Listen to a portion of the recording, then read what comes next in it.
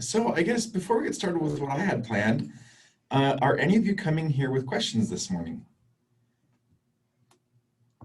I have a few questions just because I'm a little confused, and maybe it's just because I don't feel well this week. Maybe Okay. it's not lodging.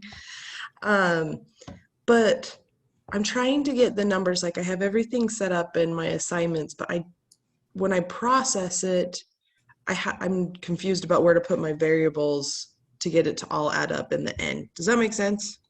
Yeah, To I get think the so. output.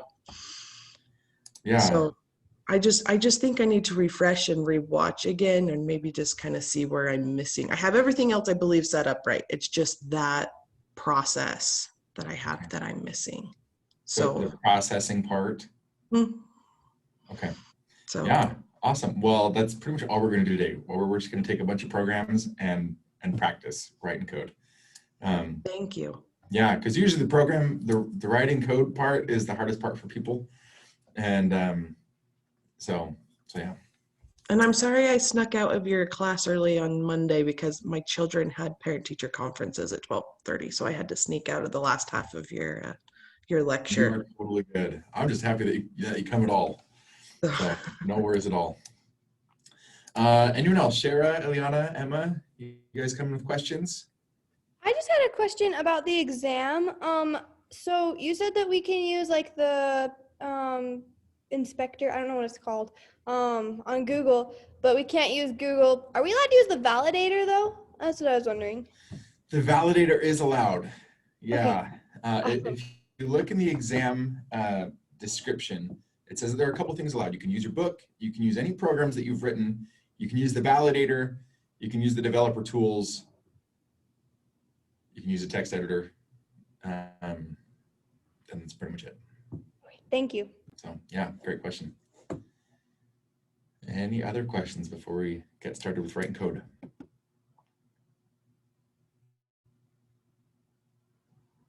Well, sweet.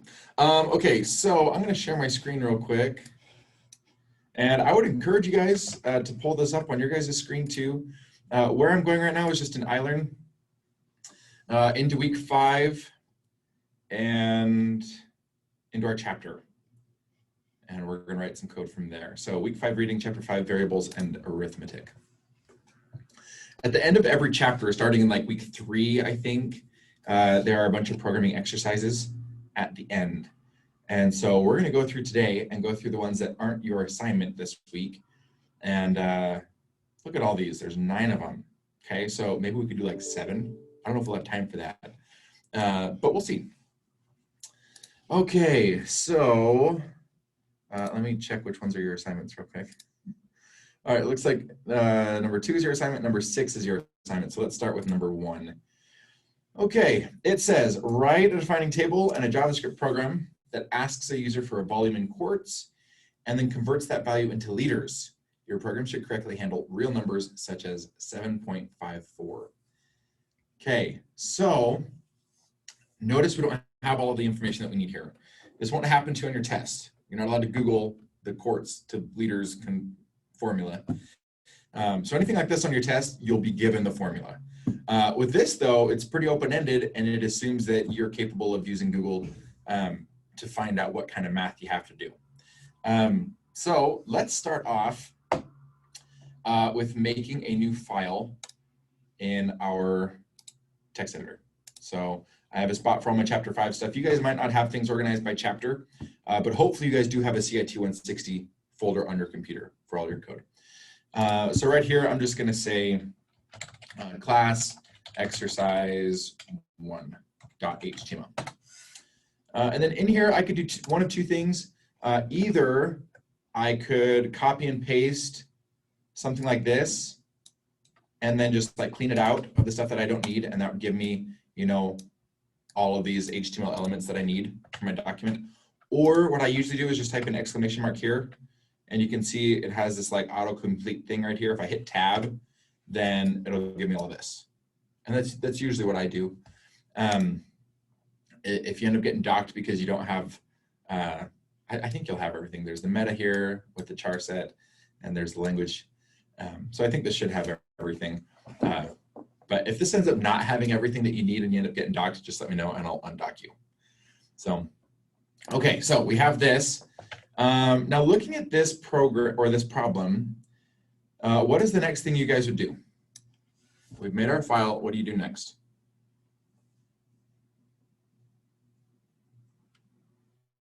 I think what I would do is go find the formula we're gonna need. Okay. Then you have the more of information that you need. Okay, so it says asks for volume in quarts and then converts that into liters. So I'm just going to go to Google and I'll say quarts to liters. And that, I think this is pretty much all we need. So we get quarts and we'll multiply that by 0.946353. Does that sound good? Okay. All right. Okay, what would you guys do next now that we have that?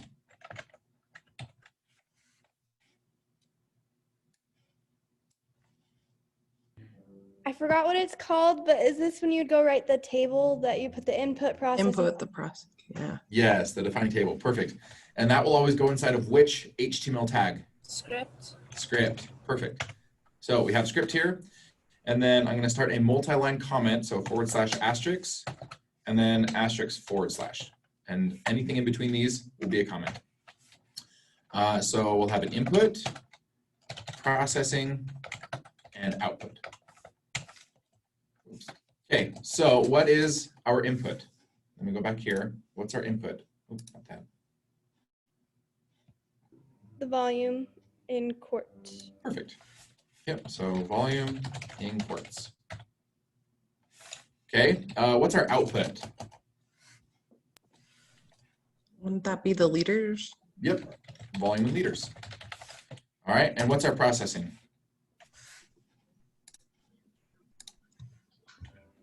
Multiplying the volume in quarts by the 0.946. Perfect. Yeah, so I'll say quarts times 0.946353. Okay, any objections to our defining table? I think that's a good looking defining table. So let's start with our HTML and let's build this out. If I save this and copy the path, I always like to have this open over here with my developer tools. Anytime I'm programming anything, I have my developer tools open so that if I make a mistake in JavaScript, I'm not blind and I'll see it in here. We have nothing on the page yet. The only thing that I'm really seeing is this document title up here. I'll go ahead and rename that to quarts to liters. And I can see this refresh to quarts to liters. Okay, so we're good. We have it up and running in the browser. In here, what do we need inside of the body?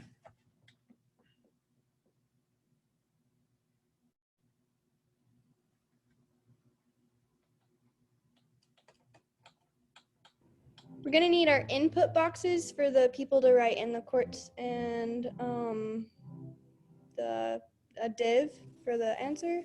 Perfect. And a button. Okay, yeah, I think that sounds great. I'll also put a label just so we have some text to say, hey, you're gonna enter quarts here. So I'll say, please enter a volume in quarts. I keep on wanting to spell that with a Z. We've been looking at countertops lately. Please enter a volume in quarts. And then we'll have an input. Again, I type in input and VS Code is awesome because it has all these suggestions. If I just hit tab, it'll go ahead and make that input for me, which is really nice. The only thing I really need here is an ID, and I'll just call this quarts. Here's a cool little attribute for you as placeholder, and I'll show you what that does here in a sec. 7.54. What that does, if I refresh this, then it actually shows this like temporary text in here. You can click on that, and as soon as you type something else, it'll replace it. So a lot of websites, when you have something like that, it'll say, instead of the label here, it'll say volume in quarts or something like that, and then that'll actually show up in the text box. Okay, so we have our input, we have an ID. Okay, the next thing you said was a button. So I'm just going to type in button, hit tab, and I'll say convert. This will be the text that actually shows up in the button. And then over here, all I really have to do is just put non-click attribute that will call a function. And we'll go ahead and call our function quarts to liters. We can call this anything. We haven't made any functions yet up in the script. But I'll just paste this up here so that we don't forget that that's what we're going to make. And then the last thing that was said was a div. All this needs is an ID, and we'll just call this output. Okay. So if we're gonna write comments in here, we have this spot for our input, and then we have this spot for our output, and then all the processing and stuff will take place in here. Can I ask a question? So Yeah. on the please enter volume in quarts, right, where you have it in the body, you don't have to use that as a paragraph. You don't have to,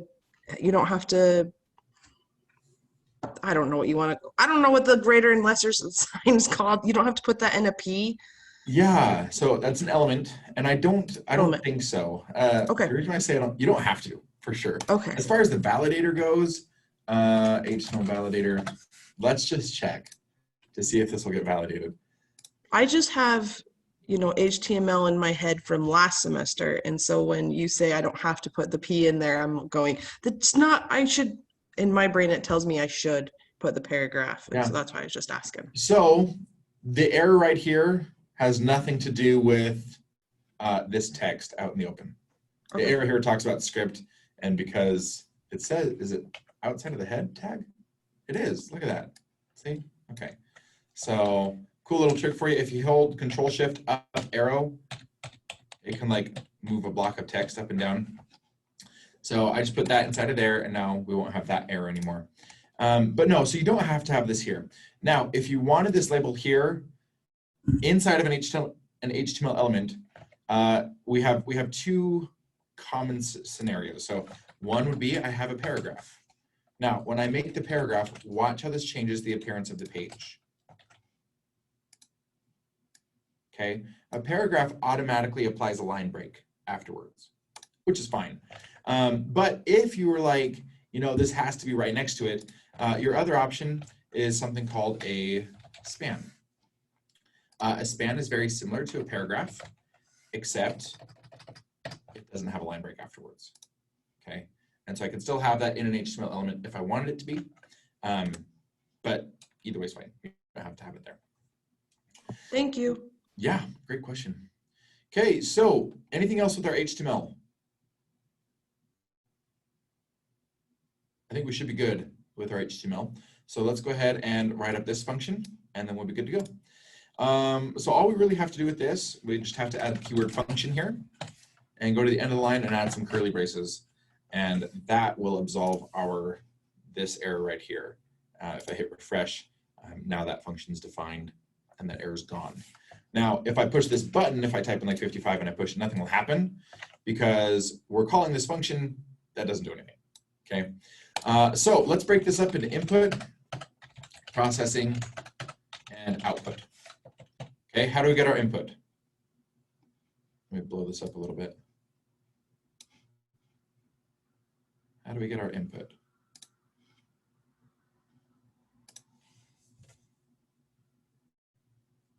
Do you put the var and then the name of what you want and then the equals the document? Yes, very good. So var, and then I can call this anything. I'll say quartz value. And I could call this anything, but all this will do is declare a variable. If I wanted to end this line of code right there, I could. But instead I want to assign it a value. And the value that we're going to retrieve is from the document dot, I'm just going to hit tab again, get element by ID, and then I have to say what ID. And our ID is down here. I'll just copy that and paste it so I don't have any typos. And then dot value. Okay. So document dot get element by ID, quartz dot value, and that will assign it to quartz value. Now, as we saw earlier, all of our inputs return a string. And so I'm just going to put parse float right here to convert that to a number. And then I have it as a number and I can work with it, and it's all in one line of code. So, okay, and then our output, we're also going to use document.getElementById by ID. So I'm just going to copy that. But this time we're going to reference the output div. So I copy that and paste it, and we'll say dot, anyone remember what it is? To assign something to the page.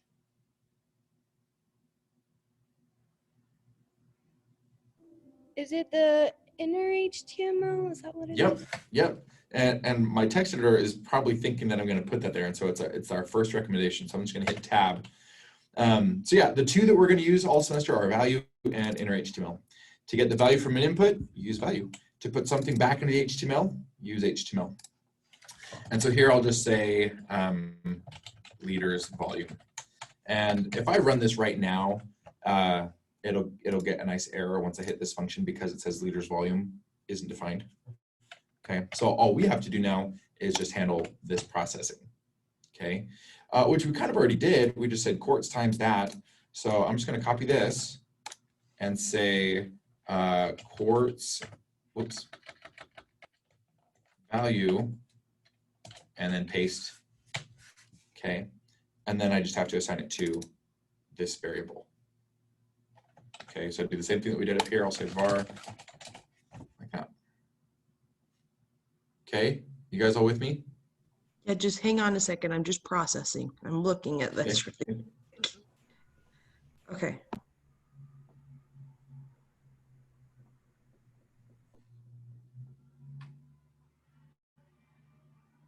I'm good. Thank you. Okay. Yeah, so I'm going to save this and I'll refresh the page. I have my developer tools open and I'm going to put 1 in here because that's what we put into Google when it was like 0.9 something, and I hit convert and there's that. Okay, if I have access to Google, I'd type in 50 here and I'd go over to Google and I'd say quarts to liters and I'd put in 50 and 47.3176 31765. Okay, so yeah. Okay, any questions, you guys? Okay, well, let's go to our next one. It looks like this one's your assignment, so we'll skip on to number 3. An employee at a grocery store must frequently place boxes of cans in stacks. Write a defining table in a program that allows him to enter the total number of boxes and the number of boxes he will place in each stack. Your program must output the number of stacks he will have to make. All of the stacks, except the last one, must have the exact number of boxes that the employee specifies. The last stack must have the exact number or fewer boxes. For example, if the employee enters 74 total boxes and 6 boxes in each stack, your program must output 13. Okay, so what are we outputting here? Oh, your program must output the number of stacks he'll have to make. And he says how many boxes in each stack. Okay. Let's make a file and then we can do our defining table. Does that sound okay? Okay, so over here, I'm going to say class exercise 3.html.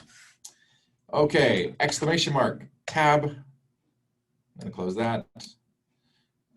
We have our HTML here, and then I'm going to make a script tag, and then a multi-line comment.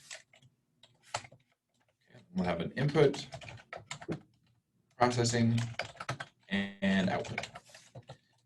Okay, what is our input? Number of boxes. Perfect. So we have Total our total boxes. boxes. Oh, what was that? I was just saying total boxes. We said it at the same time. Okay, perfect. Anything else for our input?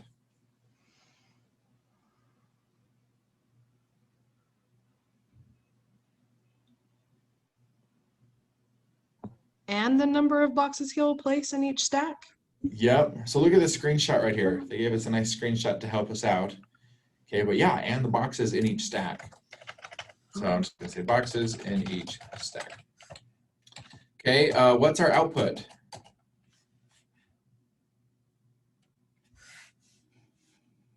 Number of stacks. Yep, number of stacks you'll have to make. Okay. Processing. Okay, how are we going to figure this out? What do you guys think? I would use the division one, the total boxes divided by the boxes in each stack. I think that sounds great. So I'll say total boxes divided by boxes in each stack. okay? So if we had 74, let's just pull up a calculator real quick, and we divide that by 6, we get 12.3. So we're also gonna have to figure out a way to make this a whole number that's bigger than this. We're gonna have to force it to round up, okay? Any thoughts on how to do that?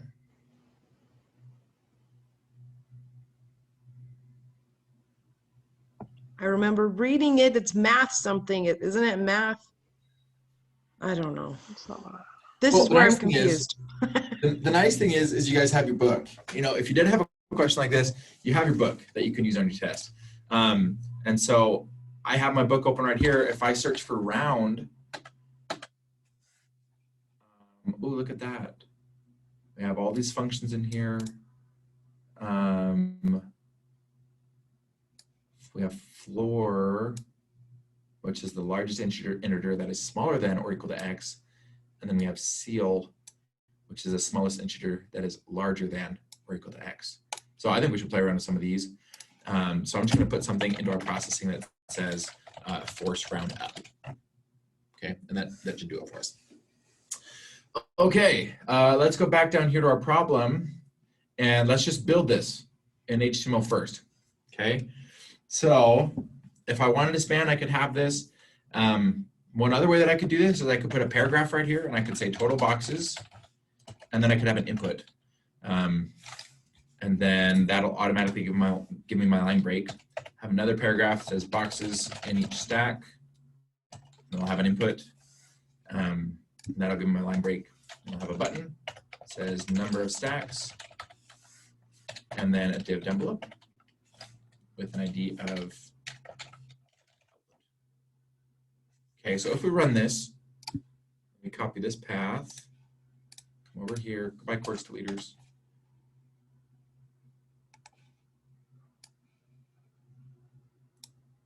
Okay, so you can see it looks pretty similar. Our inputs are bigger than theirs. I don't really know why, but the styling really doesn't matter that much. If we wanted to make them smaller, there is just a style attribute that we could put anywhere, and we could say width is 50% or something like that. And oh, that'll make it 50% of the whole page. I could say like 100 pixels. And that'll force it down to like 100 pixels. And I could change that as much as I wanted. I could change the height. We could change anything. It looks like his might be around like 75, okay, ish, but we don't have to worry about that. So I'm just gonna take this out.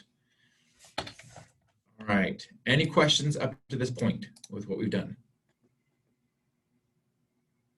Okay, if I didn't want to do paragraphs, okay, I could really easily do that just by taking out a paragraph and then putting in a break right there. And if we look here, it'll do pretty much the exact same thing. Okay, it'll still have that break afterwards. And this one will be in a paragraph and the button will be on the bottom. Okay, let's start with our function. So I'm going to put an onClick attribute in here that says, I'll just say calculate. And then I'm going to copy this and put it up here and I'll say function, paste, curly braces. And then if we run this, I just want to make sure that we don't have any errors, and we don't. Okay, so what do we do first?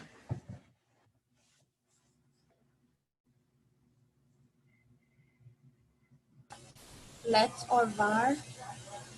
Okay, yeah, let's make a variable, and we'll start our input. I'll put a comment in here for our input, and we'll say var total boxes equals, and then I can look at my other programs that I've written for my test. So I could look at this and be like, oh yeah, we did like parse float, document.getElementById, and I could copy and paste that, and that'd be totally fine.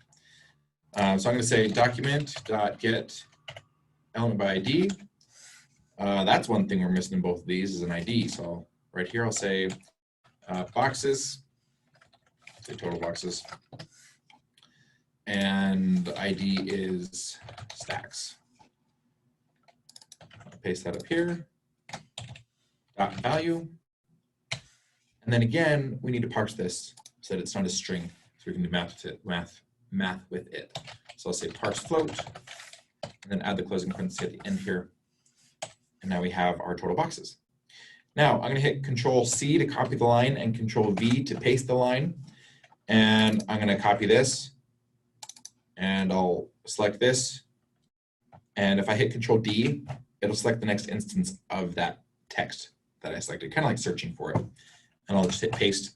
And now we have both of our inputs assigning two variables coming from these two IDs.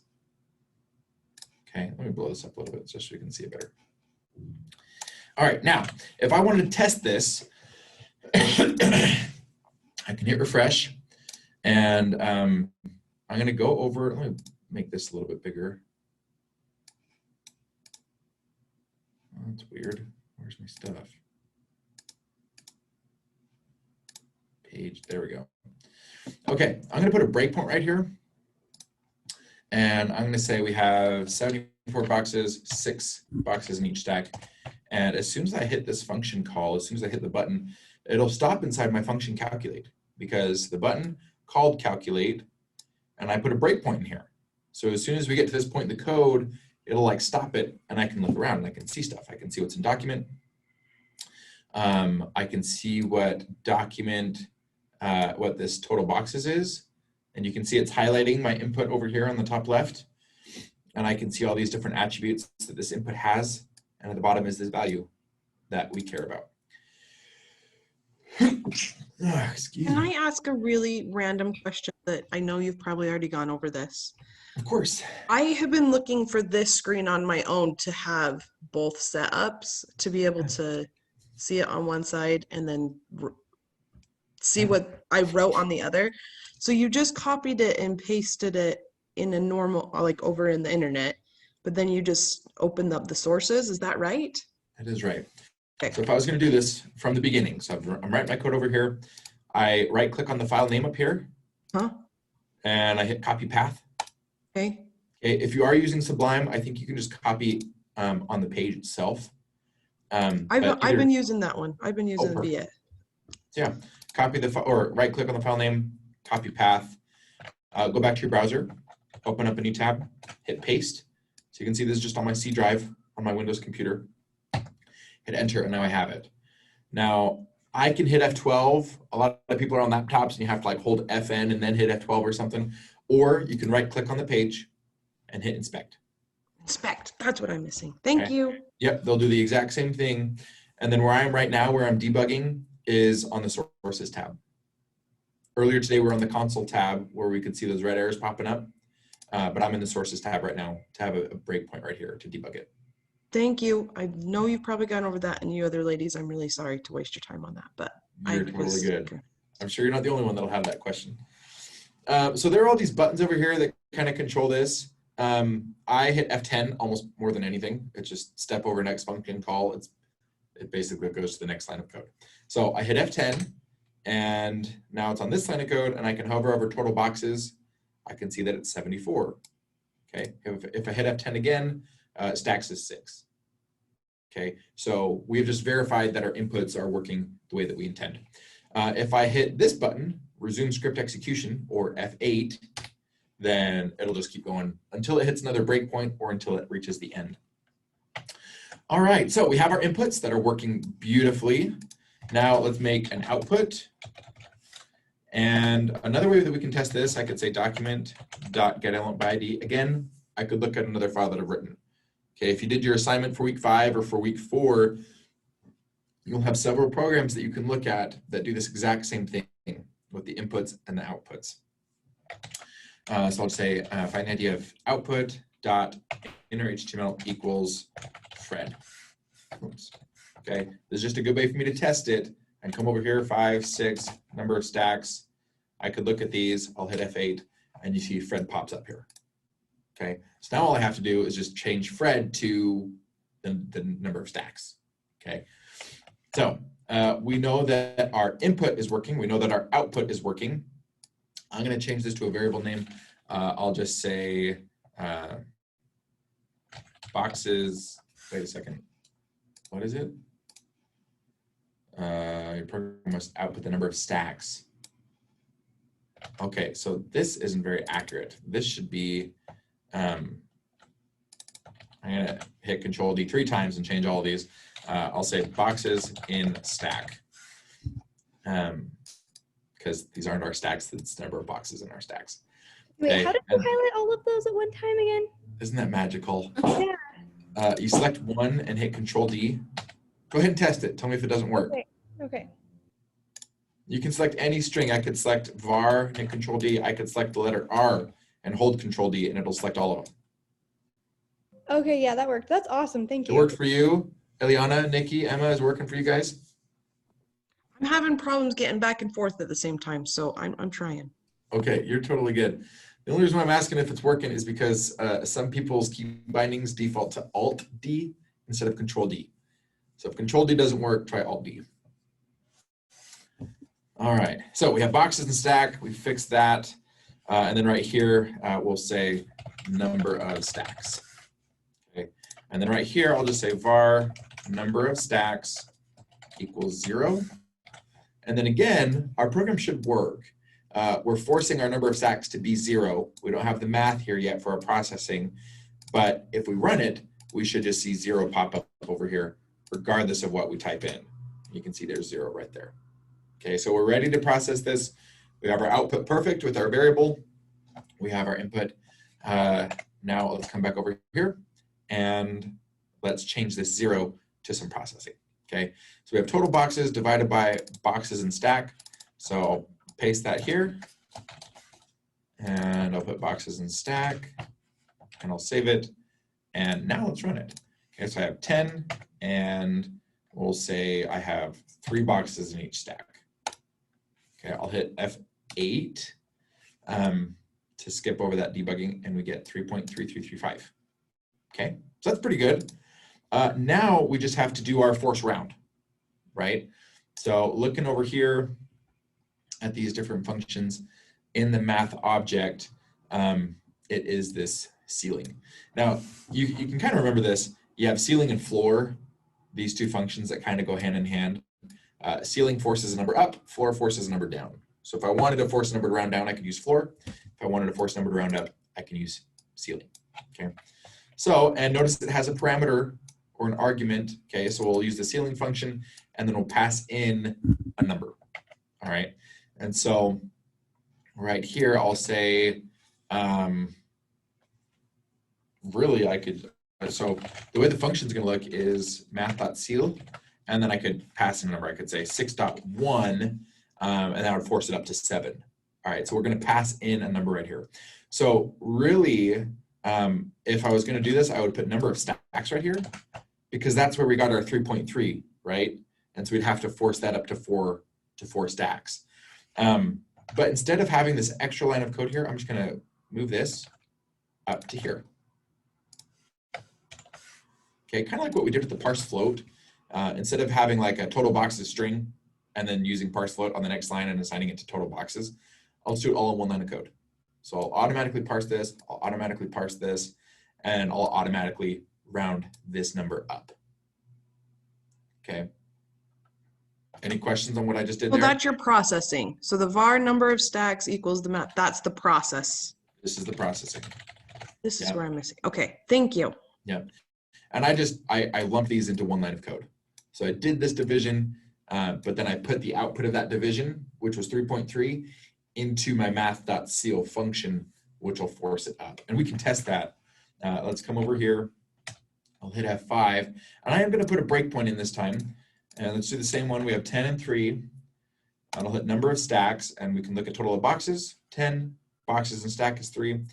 And I can highlight here and see that that gets us 3.3 again. And then I can highlight from math all the way over here, and you can see we get this 4.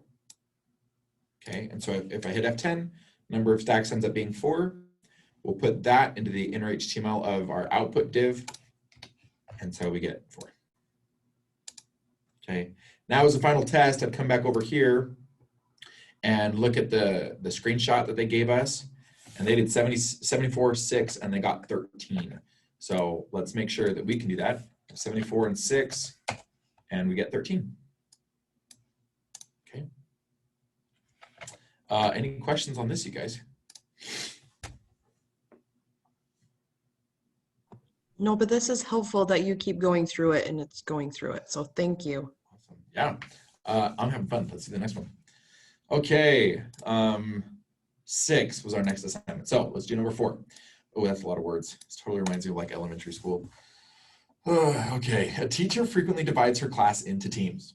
Write a defining table in a program that allows her to enter the number of students in her class and the number of teams she wants. Wow, this is going to be really similar to our boxes one. The number of members on each team must be as balanced as possible.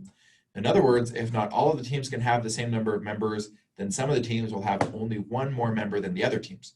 Your program must output a phrase that tells the teacher how to divide her class into teams. For example, if the teacher entered 22 class members and 5 teams, your program must output 2 teams with 5 members, 3 teams with 4 members. Your program must list the largest teams first. Wow. Okay. Let's start this thing. All right. So first things first, what am I going to do? You're muted, Nikki. I would go start your new program and then Yes. Very good. copy and paste from my template. Ooh, that's a great idea. I should do that. Exercise 4, HTML. And I don't know what your guys' template looks like, but this is my template. So I'm going to copy and paste it.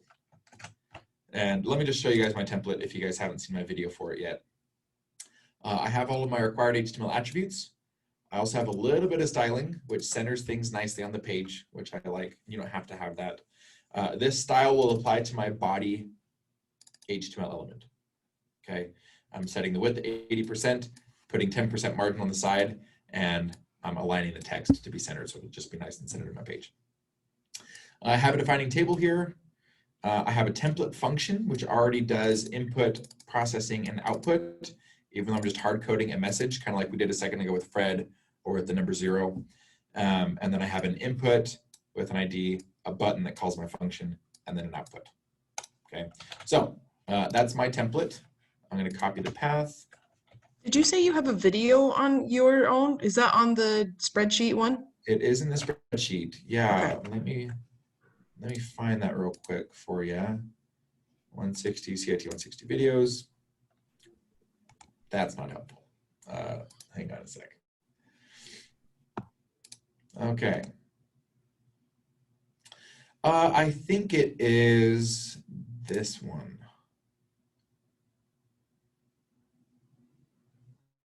Exercise 3 from chapter 4. I'm pretty sure that was the one with the template program.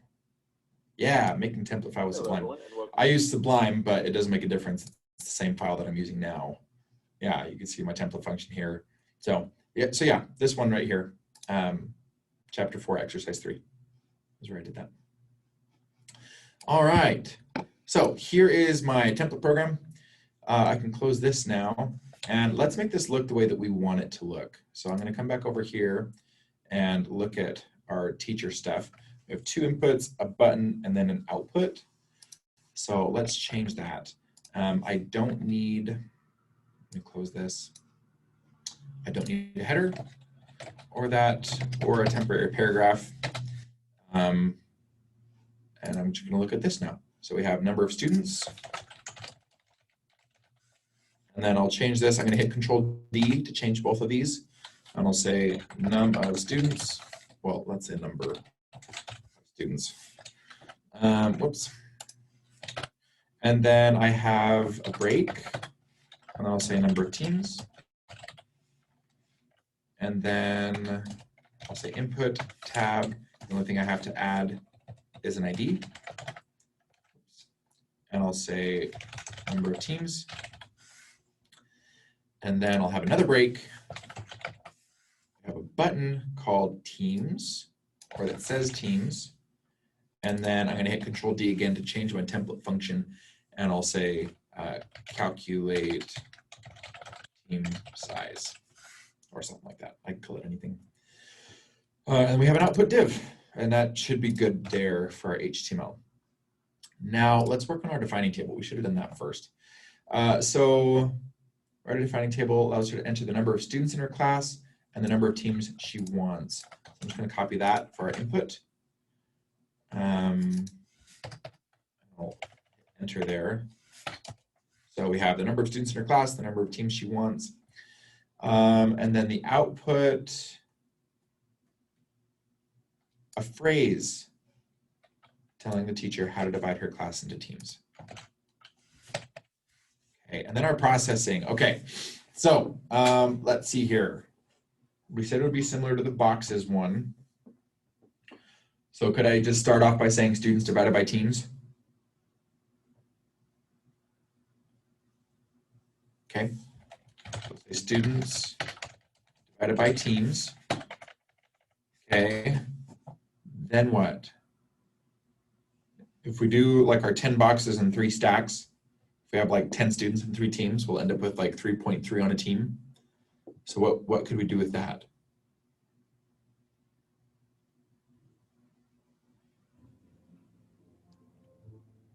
Could we do the same thing like with the seal, or would that change the number of students that we might have?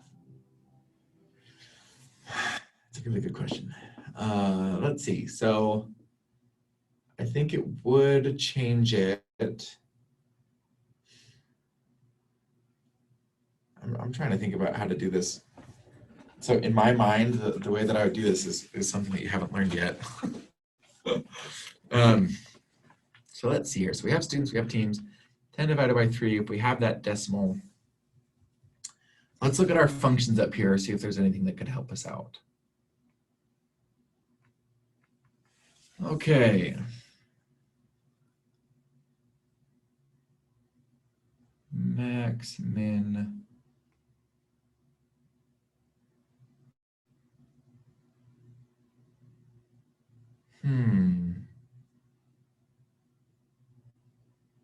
Well, let's start messing around with it. Sometimes when I'm struggling with the processing, it helps me to like try to write out some code and then see what I'm getting from a result and then try to like work with it after that. We could say something here just for our processing. Figure out which teams will have more or less, and then create phrase string for output. We'll snooze that. Okay, so let's start writing this. So we have our input, we have a number of students. I'll just copy that there. And then we have another input. I'm just going to copy this line of code. And we'll call this number of teams. Okay, let me blow this up a little bit so we can all see it better. All right, so we have our input here, our output here, and we have our processing here. This is all weird. Okay. All right, so we have our input, we have our output, which is currently message text. Let's go ahead and add that division there, and we'll say var number on team equals students divided by teams. No, except those variables don't exist. We'll say number of students divided by number of teams. Okay, and then for this message, let's go ahead and start building this message too. We're just going to say number on team plus, and then let's look back over here, see what it's supposed to look like.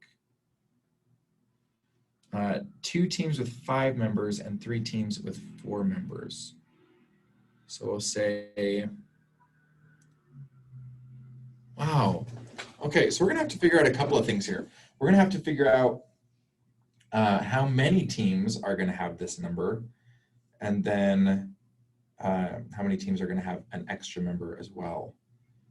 So I think we're gonna have to use modulus.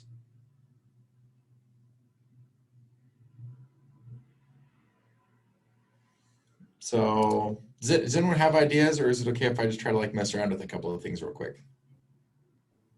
That sounds good for you to do that. Okay. All right, yeah, this will be fun. When I said I would do it another way, I would use an if statement. There's a way in programming to say if something is true, then do something. But we haven't learned that yet, and this is in chapter 5, so we should be able to do this without an if statement. So I'm going to say Let's get a couple values in here. So var, I'm just going to call this x for now, and I'll say number of students modulus number of teams. Okay, and remember modulus gives us the remainder. So if we had 10 divided by 3, we'd end up with 3.3. But if we say 10 modulus 3, 3 goes into 10 3 times with 1 left over. Okay, and so I feel like the two of these mixed, we'll get this 1 left over, and we'll get this 3. And so maybe if we floor this, force it to round down, then we would see that that would give us just a whole number of 3. But okay, let's look. Let's see what we get here. So I'm going to save this. This is fun. And I'm going to open this up, hit F12, go to my sources. I'm going to put a breakpoint in here. I want to see what these are. And I'm going to say 10 and 3 and run this. So we have number of students is 10. Uh-oh. You guys seen what we forgot?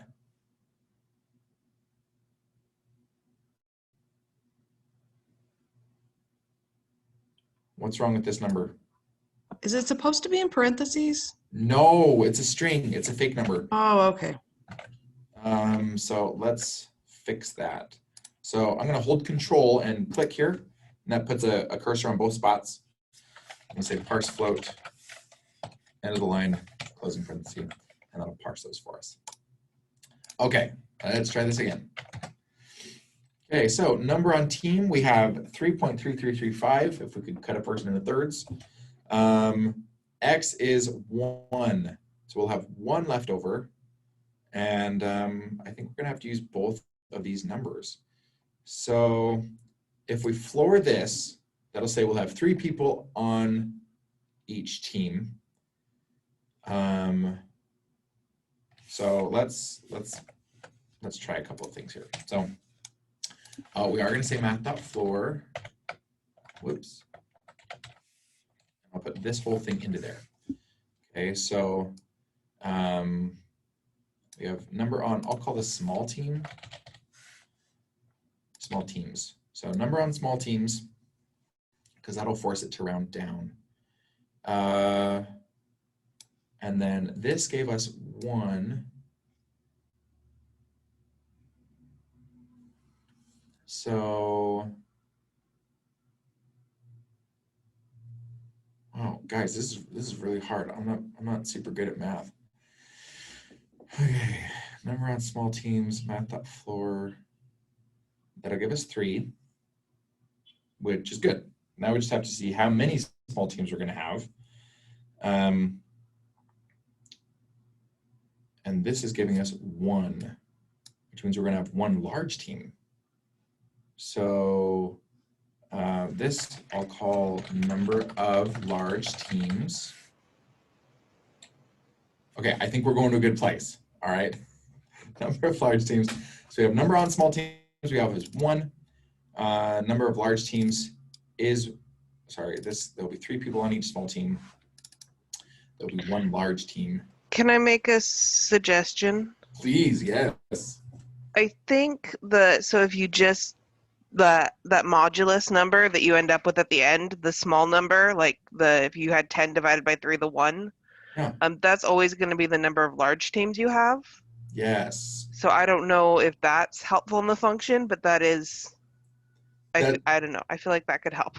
That's very helpful, because if we look at this, it says 2 teams with 5 members and 3 teams with 4 members. So right now we could say X plus teams of, number on team. Okay, so we have number on small teams. And then we have and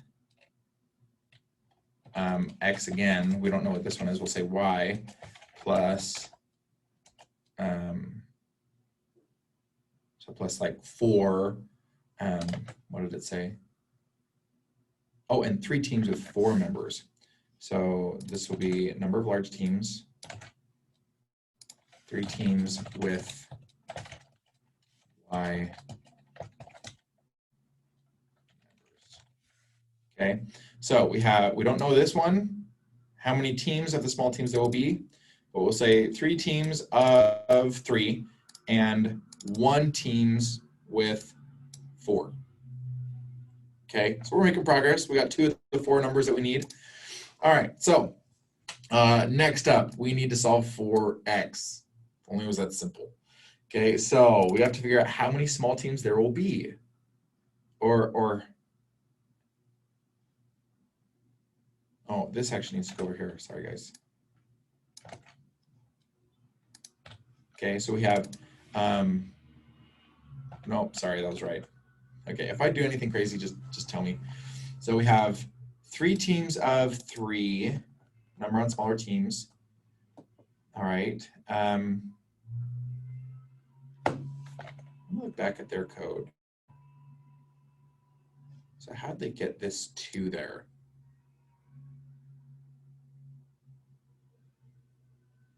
Number of teams is 5.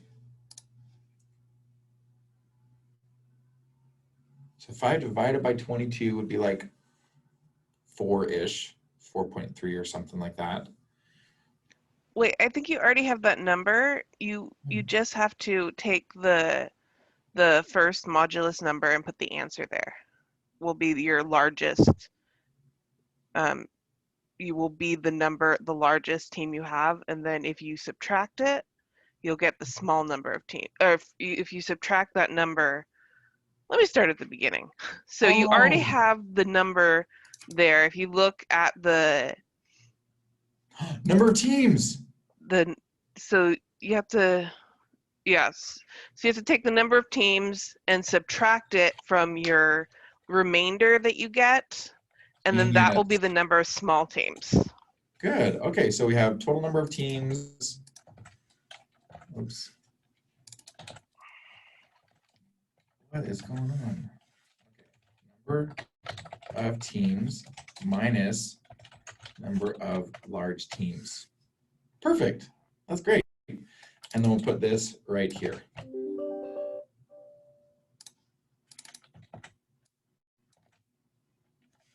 And pasting is not working. That's weird.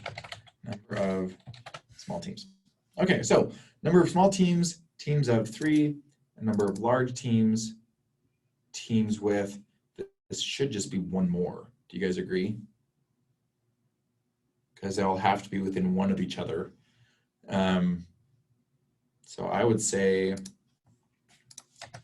our number on large teams equals number on small teams plus 1. And then we would put that here. And I'm going to wrap this. View, toggle, word wrap. Okay, so we have our message, number of small teams plus teams of an amount on each team, and 1 teams with 4 members. Let's see if this works. Okay, anything we should change before we try this? This is exciting, you guys. I feel like we're making good progress. All right, F8 to let that go, F5, and, oh, I gotta refresh. Okay, 10 and 3, 2 teams of 3, and 1 teams with not a number of members. Okay, when I see an error like this, I put in a breakpoint, and I see where that not a number error is coming from.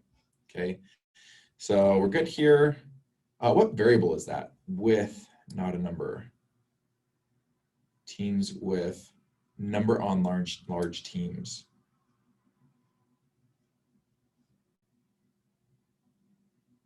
Interesting. Okay. Oh, look at that. So number on large teams came up to 0. Number of small teams was undefined. What on earth? Oh, look at that. We have on and of right here.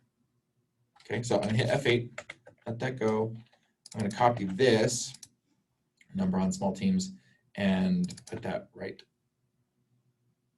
there.